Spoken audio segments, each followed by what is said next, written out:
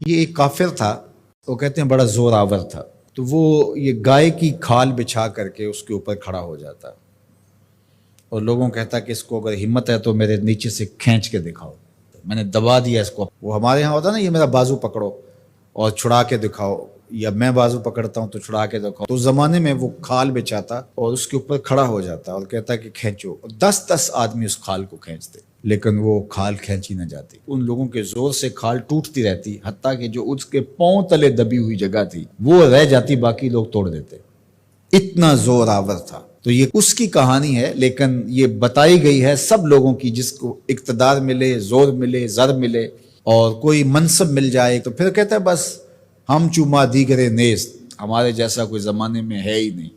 اس نے کہا زمانے میں بندے دو ہی ہیں، ایک تو اور ایک میں۔ اس نے کہا اگر صحیح چھان نہ لگائیں تو میں ہی میں ہوں، تو بھی نہیں ہے۔ تو بندہ کہتا ہے میرے پر کسی کا بس نہیں چل سکتا۔ جب اقتدار پاس ہوتا ہے، جب دولت پاس ہوتی ہے، جب چھاتی میں زور ہوتا ہے، جب قبیلہ خاندان پشت پہ کھڑا ہوتا ہے، تو پھر انسان یہی کہتا ہے کہ نہیں نہیں، میرا کون مقابلہ کر۔ یہ ایک انسانی طبع ہے بھی کمزور، لیکن تھوڑی سی ہوا بدو، یہ کیسا غبارہ ہے، فوراً پھول بھی جاتا ہے، لیکن کوئی معمولی سی سوئی چبھ جائے تو ساری ہوا بھی نکل جاتی ہے، اور اگر تیزی سے کوئی چیز ہو تو پٹاخہ بھی لگتا ہے۔ تو یہ غبارہ پھول جاتا ہے تھوڑی سی ہوا سے، تکبر کی ہوا سے، دولت کی ہوا سے، اقتدار کے نشے میں یہ پھول کے کتنا بڑا ہو جاتا ہے۔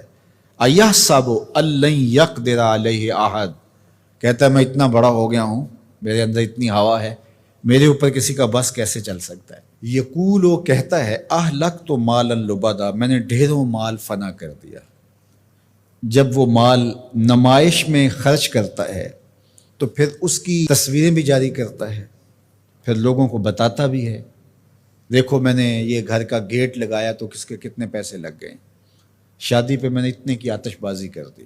پہلے تو کہتا ہے میرا کوئی بگاڑ نہیں سکتا، میں طاقتور ہوں، میں بڑے بڑے ڈاکٹروں سے علاج کروا سکتا ہوں، کوئی مجھے تکلیف نہیں پہنچا سکتا، میرے اثر و رسوخ بہت سارے ہیں، کچہریاں میں خرید لیتا ہوں، تھانے میں خرید لیتا ہوں، کیسے ہو سکتا ہے، میں طاقتور ہوں، میرا اثر و رسوخ بہت ہے۔ پھر کہتا ہے میں نے فلاں معاملے میں اتنا مال لگا دیا، اتنا مال فلاں لگا دیا۔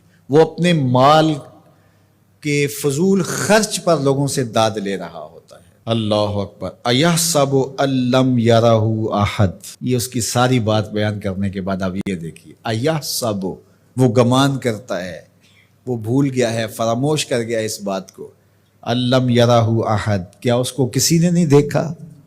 یہ اللے تللے فضول خرچیاں، یہ مال کو یوں اڑانا اور نمائش کرنا، میں نے دیکھا ہے یہ مذہب والے لوگوں میں بھی ہے کہ آپ جامعہ کے لیے فنڈ مانگیں تو آپ کو نہیں دیں گے، اور ایک بے عمل ناتخواں ہوگا تو اس کے اوپر ایسے پیسے پھینک رہے ہوں گے، کیونکہ یہاں تو چپکے سے آپ نے داخل ہو کے پیسے دیے، رسید لی اور چلے گئے، لیکن وہاں تو ویڈیو بھی بن رہی ہے، تو وہاں پھر انسان ایسے اڑاتا ہے خوش دلی کے ساتھ۔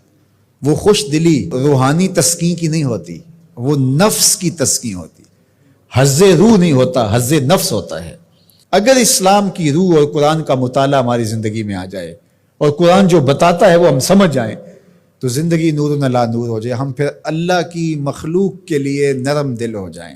کل اب جس طرح باپ بیٹوں کے لیے ہوتا ہے، اس طرح حضور علیہ السلام کی امت کے لیے ہماری شفقت ہونی چاہیے۔ فرمایا یہ ایک دیوار کی طرح ہے۔ اسلام کی تعریف کیا کی گئی ہے؟ مسلمان وہ ہے کہ جو رات کو 100 نفل پڑھتا ہے، مسلمان وہ ہے جو دن کو اتنے پارے ختم کرتا ہے، نہیں، المسلم من سلم المسلمون من لسانہ و یدہ، مسلمان وہ ہے جس کے ہاتھ اور جس کی زبان سے دوسرا مسلمان محفوظ ہو۔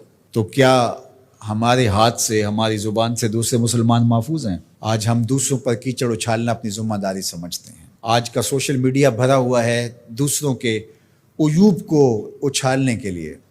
آج ممبر و محراب سے بھی مجھے معاف کرنا، جس طرح کے درس اور سبق دیے جا رہے ہیں، سچی بات ہے کہ وہ رسول اللہ کا دیا ہوا دین نہیں ہے۔ قرآن ہمیں بتاتا ہے تم ایسے بن جاؤ کہ تمہارا وجود نافع ہو، جدھر سے گزرتے جاؤ خوشبو پھیلتی چلی جائے، تمہارے انفاس کی مہک سے اجالے ہوں، تم فارمی چوزے نہیں ہو کہ ہر وقت اپنے ہی آرام کی تلاش میں رہو،